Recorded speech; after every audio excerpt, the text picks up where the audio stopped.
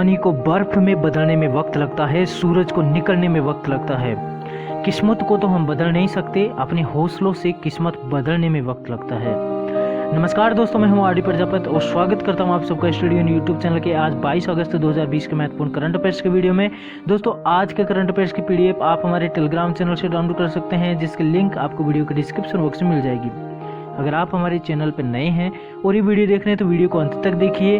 आपको वीडियो कैसा लगा जरूर से कमेंट बॉक्स में बताइए। साथ ही स्टडी ऑन यूट्यूब चैनल को सब्सक्राइब करके बेल आइकन प्रेस कर लीजिए ताकि आने वाली वीडियोज़ का नोटिफिकेशन आपको सबसे पहले मिल जाए। अब चर्चा करेंगे उन प्रश्नों की जो कि पूछा था हमने पिछले वीडियो में आपसे। पहला प्रश्न था, मेघालय के नए राज्यपाल निम्न में से कौन नियुक्त किए गए हैं? तो सत्यपाल मलिक को मेघालय का नया राज्यपाल नियुक्त किया गया है, जो कि गोवा के इससे पहले गोवा के जो है राज्यपाल थे। अब गोवा में जो है महाराष्ट्र के राज्यपाल भगत सिंह कोश्यारी को गोवा का जो राज्यपाल का अतिरिक्त प्रभार सौंपा गया है। मेघालय में जो वर्तमान राज्यपाल थे तथागत राय, उनका कार्यकाल पूरा हो गया, तो अब मेघालय के राज्यपाल कौन बन गए हैं? सत्यपाल मलिक। और उनकी नियुक्ति किसने की है? राष्ट्रपति रामनाथ कोविंद ने की है। इस बात का जरूर से आप ध्यान रखें कि जो राज्यपाल होते हैं उनकी नियुक्ति कौन करता है? देश का राष्ट्रपति, हमारे भारत का राष्ट्रपति करता है। अच्छा, जो ये सत्यपाल मलिक है, इनका एक साल में तीसरा तबादला हुआ है ये, और 3 साल में चौथे राज्य के ये गवर्नर बने हैं। उनकी हिस्ट्री इस तरह से है, 30 सितंबर 2017 को वो बिहार के राज्यपाल बने। 23 अगस्त 2018 को, लगभग 1 साल बाद में, ये जम्मू और कश्मीर के 14 महीने तक यानी कि 30 अक्टूबर 2019 तक ये राज्यपाल रहे। और इसी समय कुछ दौरान के लिए उड़ीसा के भी राज्यपाल का उनको अतिरिक्त प्रभार सौंपा गया। 25 अक्टूबर 2019 को वे गोवा के राज्यपाल बने और अब वर्तमान में 18 अगस्त 2020 से वे मेघालय के राज्यपाल नियुक्त हो गए हैं। सत्यपाल मलिक के राज्यपाल रहते हुए पिछले साल 5 अगस्त 2019 को केंद्र सरकार ने जम्मू कश्मीर से अनुच्छेद 370 को खत्म किया था। और दोस्तों, केंद्र सरकार ने जम्मू कश्मीर और लद्दाख को अलग अलग केंद्र शासित प्रदेश बनाया, और जो ये फैसला है वो 31 अक्टूबर से लागू हुआ था। अगला प्रश्न पूछा था, विश्व मानवता दिवस कब मनाया जाता है? तो प्रतिवर्ष विश्व मानवता दिवस 19 अगस्त को मनाया जाता है। और इसके बारे में चर्चा करें तो विश्व भर में मानवता के लिए जो लोग काम करते हैं, जो मानवता के लिए अपनी जान जोखिम में डाल देते हैं या जान गंवा देते हैं, उनको श्रद्धांजलि देने के लिए, उनके सम्मान के लिए प्रतिवर्ष 19 अगस्त को विश्व भर में वर्ल्ड ह्यूमैनिटेरियन डे यानी कि विश्व मानवता दिवस मनाया जाता है। और इस बार जो विश्व मानवता दिवस मनाया गया है वो #रियल लाइफ हीरोज़ के नाम से एक वैश्विक अभियान के तहत मनाया गया। और जो ये अभियान है उसमें जो कोविड-19 महामारी के बीच में जिन्होंने मानवीय संदेश दिए, मानवता के लिए उन्होंने अपनी जान को जोखिम में डाला, कोविड-19 से संबंधित जिन्होंने सामाजिक कार्य किए हैं, उनको समर्पित किया गया है। दोस्तों, जो विश्व मानवता दिवस है उसका इतिहास है कि इराक के जो बगदाद शहर है वहाँ पर 19 अगस्त 2003 को एक कोकेनाल होटल पर कोकेनाल होटल पर वहाँ पर एक बम से हमला हुआ, जिसमें 22 लोग क्रूरता से मारे गए और जिनमें इराक के एक मुख्य मानवतावादी थे, उनकी भी वहाँ पे मौत हो गई। तो इस घटना के बाद में संयुक्त राष्ट्र महासभा ने वर्ष 2009 में बम हमले की याद में इस दिन को विश्व मानवता दिवस के रूप में घोषित किया था। दोस्तों, अब रिवाइज करेंगे पिछले वीडियो के जो प्रश्न थे उनका। पहला प्रश्न था, भारतीय अक्षय ऊर्जा दिवस कब मनाया जाता है? तो प्रतिवर्ष 20 अगस्त को भारतीय अक्षय ऊर्जा दिवस मनाया जाता है। और अक्षय ऊर्जा के क्या क्या स्रोत होते हैं? सौर ऊर्जा है, पवन ऊर्जा है, ठीक है, और टिडल वेस्ट से जो एनर्जी होती है वो है। अगला प्रश्न है, भारत में सद्भावना दिवस कब मनाया जाता है? तो 20 अगस्त को पूर्व प्रधानमंत्री राजीव गांधी के जन्म दिवस पर सद्भावना दिवस मनाया जाता है। अगला प्रश्न है, भारतीय रेलवे ने रेलवे सुरक्षा के लिए डैश आधारित निगरानी प्रणाली का शुभारंभ किया है? तो ड्रोन आधारित निगरानी प्रणाली का शुभारंभ भारतीय रेलवे के द्वारा किया गया है। अगला प्रश्न है, हाल ही में किस कंपनी ने बाढ़ पूर्वानुमान की पहल के लिए भारतीय केंद्रीय जल आयोग के साथ में साझेदारी की है? तो गूगल ने बाढ़ पूर्वानुमान की पहल के लिए भारतीय केंद्रीय जल आयोग के साथ में साझेदारी की है। अगला प्रश्न है, स्पोर्ट्स आईवीआर ब्रांड ओकले के भारत में नए ब्रांड एम्बेसडर कौन बने हैं? तो ओकले के भारत में नए ब्रांड एम्बेसडर रोहित शर्मा को बनाया गया है। अगला प्रश्न है, सेंट्रल बैंक ऑफ इंडिया के मुख्य जोखिम अधिकारी के रूप में किसे नियुक्त किया गया है? तो अश्विनी कुमार को सेंट्रल बैंक ऑफ इंडिया के मुख्य जोखिम अधिकारी के रूप में नियुक्त किया गया है। अगला प्रश्न है, अभिनव उपलब्धियों पर संस्थानों की अटल रैंकिंग में किस संस्थान ने शीर्ष स्थान प्राप्त किया है? तो आईआईटी मद्रास ने ARIIA 2020 जो रैंकिंग है उसमें पहला स्थान प्राप्त किया है। अगला प्रश्न है, किस आईआईटी संस्थान के परिसर में लोक कला अकादमी का उद्घाटन किया गया है? तो आईआईटी खड़गपुर में लोक कला अकादमी का शुभारंभ किया गया है। और दोस्तों, लोक कला अकादमी नाम की जो ये संस्था है, इस तरह का जो है पहला ऐसा इंस्टीट्यूट है जो कि आईआईटी खड़गपुर है, और उसने ये लोक कला अकादमी का शुभारंभ किया है। अगला प्रश्न है, किस बैंक ने सभी बचत खातों के लिए न्यूनतम शेष राशि पेनल्टी तथा एसएमएस शुल्क को माफ किया है? तो स्टेट बैंक ऑफ इंडिया ने जो न्यूनतम शेष राशि पेनल्टी होती है उसको और एसएमएस शुल्क को माफ कर दिया है।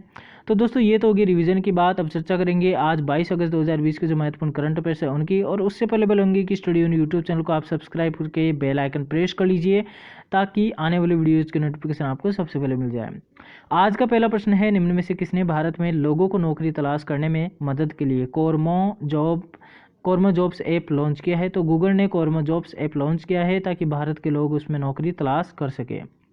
भारतीय लोगों को शुरुआती स्तर की नौकरियां प्राप्त करने में मदद के लिए गूगल ने कोरमो जॉब्स ऐप लॉन्च किया है। दोस्तों गूगल ने 2018 में पहली बार बांग्लादेश में इस रोजगार एप्लीकेशन को लॉन्च किया था, और इसके बाद में जो है 2019 में इसे इंडोनेशिया में विस्तारित किया, और अब जो है 2020 में इंडिया में ये विस्तारित किया जा रहा है। गूगल ने 2019 में भारत में इस ऐप का परीक्षण किया था गूगल पे के माध्यम से, ठीक है, और अब जो है इसको कोरमो जॉब्स के नाम से पुनः लॉन्च किया गया है। दोस्तों गूगल की बात करें तो गूगल की स्थापना हुई 4 सितंबर 1998 को, हेडक्वार्टर कैलिफोर्निया यूएसए, और सीईओ है वर्तमान में सुंदर पिचई। तो इन चीज़ों को आप नोट कर लीजिए। अगला प्रश्न है, स्वच्छ सर्वेक्षण 2020 के परिणाम में कौन से शहर ने शीर्ष स्थान प्राप्त किया है? तो इंदौर ने स्वच्छ सर्वेक्षण 2020 के परिणाम में शीर्ष स्थान प्राप्त किया है, और देश में जो है चौथी बार शीर्ष स्थान इंदौर ने प्राप्त किया है स्वच्छता सर्वेक्षण में, और स्वच्छता सर्वेक्षण का ये 5वां संस्करण है। दूसरे तथा तीसरे स्थान पर क्रमशः सूरत और नवी मुंबई रहा। आवास और शहरी मामलों के मंत्रालय द्वारा आयोजित स्वच्छ महोत्सव जो है उस नाम से कार्यक्रम जो है उसमें 129 शहरों को पुरस्कृत किया जाएगा।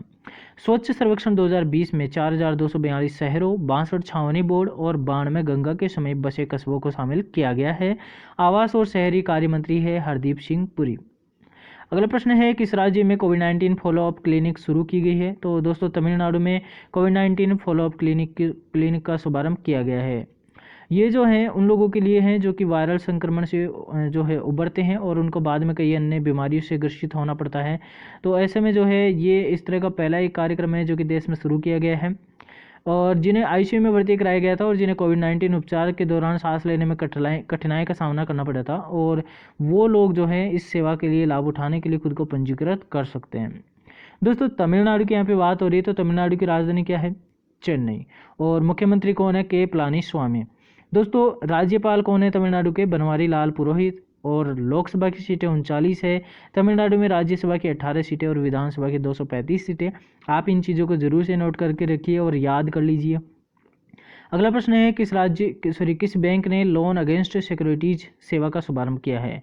तो यस बैंक ने लोन अगेंस्ट सिक्योरिटीज सेवा का शुभारंभ किया है, और यहाँ पे यस बैंक की बात हो रही है, तो इसने किस तरह से ये चीज़ सेवा की शुभारंभ किया है देखते हैं। तो यस बैंक द्वारा अपने लोन इन सेकंड्स प्लेटफॉर्म के तहत एक विशेष डिजिटल समाधान लोन अगेंस्ट सिक्योरिटीज लॉन्च किया है। अब दोस्तों इसमें क्या होगा, जैसे ग्राहक के पास कोई भी प्रॉपर्टी है, गहने हैं, उनके एवज में यानी कि प्रतिभूतियों के एवज में ऋण सुविधाओं का लाभ उठा सकेगा ग्राहक, और इसमें ग्राहकों को अपनी प्रतिभूतियों को बेचने के बजाय, मतलब बेचने की ज़रूरत नहीं है, बेचने के बजाय वो गिरवी रख करके और यस बैंक से ऋण प्राप्त कर सकते हैं। यस बैंक जो है सुचारू लेन देन के लिए ग्राहकों के नाम से एक चालू खाता भी खोलेगा ताकि जो है कस्टमर्स उनसे जुड़े रहें, इसलिए ये बैंक जो है करंट अकाउंट भी खोलेगा। दोस्तों यहाँ पे येस बैंक की बात हो रही है, तो येस बैंक की स्थापना 2004 में हुई, हेडक्वार्टर मुंबई में है, और वर्तमान में येस बैंक के चेयरमैन है सुनील मेहता, और येस बैंक के एमडी और सीईओ है प्रशांत कुमार। तो इन चीज़ों को आप नोट करके रखिए। अगला प्रश्न है, आतंकवाद के पीड़ितों की याद और श्रद्धांजलि देने का अंतर्राष्ट्रीय दिवस कब मनाया जाता है? तो प्रतिवर्ष 21 अगस्त को आतंकवाद के पीड़ितों की याद और श्रद्धांजलि देने का अंतर्राष्ट्रीय दिवस मनाया जाता है। इसको इंग्लिश में बोलेंगे तो international day of remembrance and tribute to the victims of terrorism, यानी कि आतंकवाद के पीड़ितों की याद और श्रद्धांजलि देने का अंतर्राष्ट्रीय दिवस 21 अगस्त को प्रतिवर्ष मनाया जाता है संयुक्त राष्ट्र द्वारा। संयुक्त राष्ट्र महासभा ने 2007 में अपने प्रस्ताव 72/165 के जरिए 21 अगस्त को दुनिया भर में आतंकवाद की वजह से मौत का शिकार हुए लोगों, पीड़ितों, प्रभावितों को सम्मान, समर्थन और सहायता देने के लिए अंतर्राष्ट्रीय दिवस मनाने का फैसला किया था, और ये दिवस पहली बार 2018 में मनाया गया था। अगला प्रश्न है, भारतीय डाक सेवा ने भारत में यूनेस्को की विश्व धरोहर स्थलों पर डाक टिकट जारी किया है। यूनेस्को का मुख्यालय कहाँ पर स्थित है? तो दोस्तों पेरिस फ्रांस में यूनेस्को का मुख्यालय है। और भारतीय डाक सेवा ने जो है अभी हाल में भारत में जो यूनेस्को के विश्व धरोहर है उन स्थलों पर डाक टिकट जारी किया है। दोस्तों यूनेस्को की यहाँ पे बात हो रही है तो मुख्यालय पेरिस फ्रांस में है। जो प्रमुख है यूनेस्को के वो हैं आंद्रे अजोले। यूनेस्को की स्थापना 16 नवंबर 1945 को हुई थी। अब यहाँ पे पूरी डिटेल की चेक करें तो भारतीय डाक सेवा ने भारत के 74वें स्वतंत्रता दिवस के अवसर पर 15 अगस्त 2020 को भारत में स्थित जो यूनेस्को की विश्व धरोहरें हैं उन स्थलों के 5 स्मारक डाक टिकटों का एक सेट और एक लघु पत्रक जारी किया है।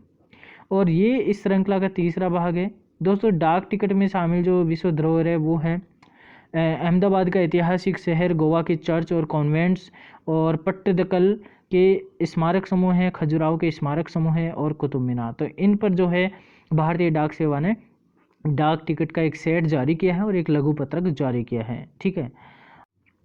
अगला प्रश्न है विश्व वरिष्ठ नागरिक दिवस कब मनाया जाता है? तो प्रतिवर्ष जो है 21 अगस्त को विश्व वरिष्ठ नागरिक दिवस मनाया जाता है। और वर्ल्ड सीनियर सिटीजन डे यानी कि विश्व वरिष्ठ नागरिक दिवस प्रतिवर्ष 21 अगस्त को मनाया जाता है। ये जो दिवस है विश्व में वृद्धजनों के मुद्दों के प्रति जागरूकता बढ़ाने, जैसे कि उम्र के साथ गिरते स्वास्थ्य और बुजुर्गों के साथ व्यवहार और समर्थन इत्यादि, समर्थन सम्मान इत्यादि। तो इन सब बातों, मुद्दों और स्वास्थ्य, इन सब बातों को मद्देनजर रखते हुए दिवस मनाया जाता है। ये दिवस जो है वृद्धजनों की उपलब्धियों को सम्मानित करने, उन्हें पहचानने तथा समाज में उनके योगदान को चिन्हित करने के लिए महत्वपूर्ण दिवस है। और संयुक्त राष्ट्र महासभा ने महासभा द्वारा 14 दिसंबर 1990 को इस दिवस को मनाने का फैसला लिया गया था। आधिकारिक तौर पर संयुक्त राज्य अमेरिका के पूर्व राष्ट्रपति रोनाल्ड रीगन ने 1998 में वरिष्ठ नागरिकों और उनके मुद्दों को समर्पित करने के लिए इस दिन की शुरुआत की थी। संयुक्त राष्ट्र महासभा की बात यहाँ पे हो रही है तो हेडक्वार्टर न्यूयॉर्क में स्थित है संयुक्त राज्य अमेरिका में। और अध्यक्ष है संयुक्त राष्ट्र महासभा के तिजानी मोहम्मद बंदे। और सदस्य देश कितने हैं संयुक्त राष्ट्र महासभा के? 193 देश सदस्य हैं। अगला प्रश्न है पूर्व भारतीय डैश गोपाल स्वामी अय्यर कस्तूरी रंगन का हाल ही में निधन हो गया है। तो दोस्तों ये क्रिकेटर थे और इनका हाल ही में निधन हो गया। इनका नाम था गोपाल स्वामी अय्यर कस्तूरी रंगन। और ये जो है क्रिकेटर प्रशासक बीसीसीआई के क्यूरेटर रहे गोपाल स्वामी कस्तूरी रंगन है, जिनका हाल ही में निधन हो गया है। और उनके करियर की शुरुआत रणजी ट्रॉफी 1948-1949 सीजन में मैसूर से हुई थी। और उन्होंने 1962-63 सीजन के बाद प्रथम श्रेणी क्रिकेट से संन्यास ले लिया। गोपाल स्वामी कस्तूरी रंगन एक तेज गेंदबाज थे जिन्होंने 36 प्रथम श्रेणी मैच खेले और मैसूर रणजी टीम यानी कि अब जो कर्नाटक रणजी टीम है उसकी कप्तानी उन्होंने की थी। इसके अलावा उन्होंने बीसीसीआई मैदान पिच समिति के अध्यक्ष और कर्नाटक राज्य क्रिकेट संघ के उपाध्यक्ष के रूप में भी कार्य किया था। अगला प्रश्न है हाल ही में किसने कोविड-19 से संबंधित the corona fighters game launch किया है? तो हमारे देश के स्वास्थ्य मंत्री डॉक्टर हर्षवर्धन ने द कोरोना फाइटर्स नाम से एक कोविड-19 संबंधित गेम को लॉन्च किया है। और बच्चों के लिए गेम है जिसमें मतलब सिखाया गया है कि कोविड-19 महामारी से लड़ने के लिए सही उपकरण क्या है, तरीका क्या है, और साथ ही कोविड-19 जो महामारी इसके बीच में व्यवहार आदि सिखाने के लिए एक बेहद और नया और रचनात्मक तरीका है। और इस गेम का नाम क्या है? The corona fighters. लॉन्च किसने किया है? केंद्रीय स्वास्थ्य और परिवार कल्याण मंत्री डॉक्टर हर्षवर्धन द्वारा। तो दोस्तों ये तो होगी चर्चा प्रश्नों की। अब चर्चा करेंगे आपके लिए जो प्रश्न है उनकी। भारतीय अक्षय ऊर्जा दिवस कब मनाया जाता है और किस आईआईटी संस्थान के परिसर में लोक कला अकादमी का उद्घाटन किया गया है? इन दोनों प्रश्नों का जवाब आपको कमेंट बॉक्स में देना है, पूरी डिटेल के साथ में आपको लिखना है। इसी के साथ में आज के करंट अफेयर्स का सेशन समाप्त होता है। आपको वीडियो कैसा लगा जरूर से कमेंट बॉक्स में बताइए। साथ ही स्टडी इन यूट्यूब चैनल को अभी तक सब्सक्राइब नहीं किया तो सब्सक्राइब कर लीजिए, बेल आइकन प्रेस कर लीजिए ताकि आने वाले वीडियोज़ का नोटिफिकेशन आपको सबसे पहले मिल जाए। ठीक है दोस्तों, इसी के साथ में विदाई लेते हैं। Thank you so much. जय हिंद, जय भारत।